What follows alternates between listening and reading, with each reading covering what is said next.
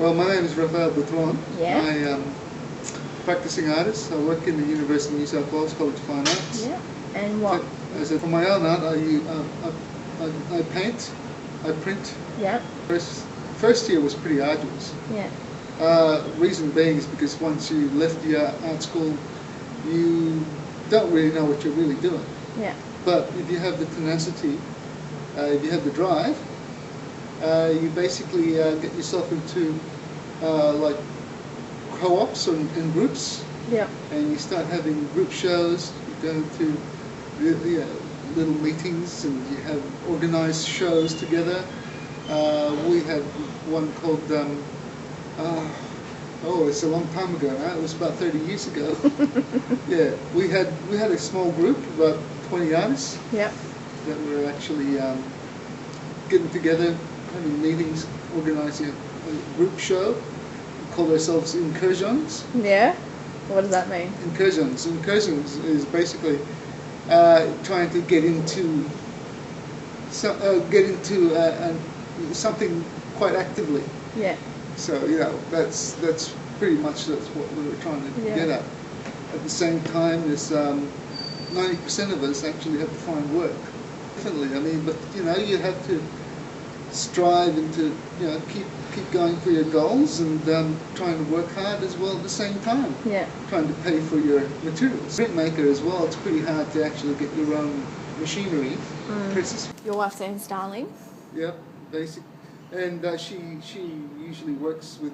She and I work together down in the studio. Mm-hmm. She does the prints. I do my paintings most of the time because working with printmaking, you tend to divert to another medium, so you can keep up your interests here, or working over there, vice versa. It's great. I mean, because we work together, we know each other very well, and we never. Well, there are tense moments here and there sometimes, but you tend to resolve those things. And basically, you just keep working together. But I put myself as more of a technician for her, so I do help her, like, create ideas and mix colors for her and stuff like that. Well, what color she wants. Sometimes she's quite finicky, so but we waste a whole heap of batch colors sometimes. But that's what happens later on in life. You've been working for a long time. You can actually afford some of the things, but there are arduous times trying to buy materials while you're, for instance, when you're starting off with a family and things like that. Yeah, it gets really difficult. Yeah. But like I'm trying to say is basically you just gotta strive for your art. Yeah. You gotta push yourself. Yeah. Okay. Tenacity is very important. Yeah. You just gotta. Sometimes that can be half the battle. The drive. That's right. Yeah. That's 90% of the drive. You just got to push yourself. You want to make artwork. You want to keep on doing what you love doing the best thing for yourself. And basically, you need money. You got to also put food on the table because it's gone over the 19th century times when people actually support you by buying your works all the time. Well, occupational health and safety is very important.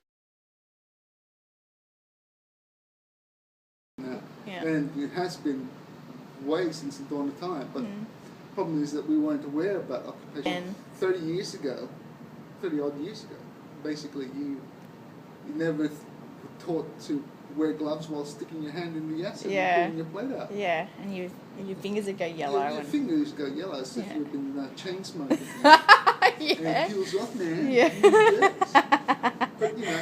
But it's like having a lot of reefers and it just fills off. Yeah. No, basically it's and you weren't taught that solvents like turps or you just basically bathe yourself, wash your hands in turps. And that's your true step. Yeah, but now that we are more aware of each substances and each chemicals, it's very important to actually keep yourself safe. Yeah. So that's why in my job I actually wear a lot of personal protective equipment. Yeah. And it's very important because I'm not the moment I'm not very sort of that well. Yeah. Oh, that's but by keeping a good frame of mind, but also keeping myself safe by wearing all the PPEs. Mm-hmm. Yeah, I'm fine. I've been in an accident, definitely. Mm-hmm. A couple of years ago, I think it was last year, I had a bottle of potassium chloride, and basically it imploded. It went to my eyes. Oh my God. And I didn't breathe. Luckily I held my breath, because if I didn't hold my breath, I wouldn't have been here. So they took me straight to the hospital. They irrigated my eyes for 2.5 hours. Yeah. And then they cleaned the inside my eyes. Yeah. Just to test it out and everything. So, you know. And yeah. That was lucky. That was when that photograph of Major Tom, I had to put in the full suit. Yeah. The full body suit. Basically, just to clean up the area that was overexposed. Yeah, well, that's, for your own safety and for other people's. Yeah. I mean, that was a chemical that I was throwing away, and I just put it down, and it just imploded. Yeah. It didn't explode, it just went poof. Yeah. So the bottle imploded. So, working with chemicals, that's one of the many risks that for a technical officer to work with in a printmaking department. I mean, now I'm looking through different non-hazardous products, and it's the area is slowly changing into a better working environment. What would be your most memorable moment? The most memorable moment is basically when you,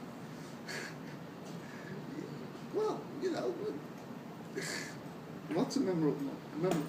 Okay, most recent. The most recent one is basically you work hard. You tend to help students out all the time, and you work with a student, and best memorable thing is that something works when there was a big issue about it. And, it's either a 50-50 chance of it not working. Yeah. And I think that's the best thing. I think I really like that. Okay. I really enjoy that. Okay, cool. Well, thanks for your time. No problems. Okay, thanks.